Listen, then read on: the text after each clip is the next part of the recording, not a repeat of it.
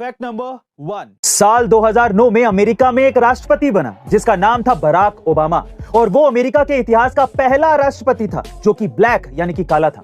और सबसे हैरानी की बात यह है कि उस समय अमेरिका के 85% वोट गोरे लोगों के थे और सिर्फ 15% वोट काले लोगों के थे। लेकिन फिर भी बराक ओबामा जीत गए और उन्हें राष्ट्रपति चुनाव के इतिहास में सबसे ज्यादा वोट मिले। पता है क्यों? क्योंकि बराक ओबामा ने चुनाव से पहले अमेरिका के लोगों से वादा किया था कि वो अमेरिका के उन भ्रष्ट नेताओं का काला धन वापस लाएंगे जो उन सब ने विदेशी बैंकों में छुपाकर रखा है। फिर क्या था? चुनाव जीतते ही बराक ओबामा ने अपना वादा पूरा किया और लगभग 270 अरब डॉलर यानी कि करीब 38 लाख करोड़ रुपए का काला धन अमेरिका में वापस ले आए। Fact number 2। आजकल हमारे देश में कई लोग ऐसे हैं जो हिंदी छोड़ अंग्रेजी बोलने पर खुद को 30 बार खा समझते हैं, क्योंकि उन्हें लगता है कि अंग्रेजी भाषा एक अंतर्राष्ट्रीय भाषा है। लेकिन मैं उनकी जानकारी के लिए उनको बता दूं कि दुनिया में मौजूद 204 देशों में से सिर्फ 12 देश ही ऐसे हैं जहां पर अंग्रेजी बोली, पढ़ी और समझी जाती है। इतना ही नहीं, जो यूएन खुद 195 देशों का संगठन है उसमें सारा काम इंग्लिश की बजाय फ्रेंच में होता है। वहीं रही बात इतिहास और संस्कृति की, तो आपको यह जानकर हैरानी होगी कि अंग्रेजों की जो बाइबल है वो भी पहले अंग्रेजी में नहीं थी,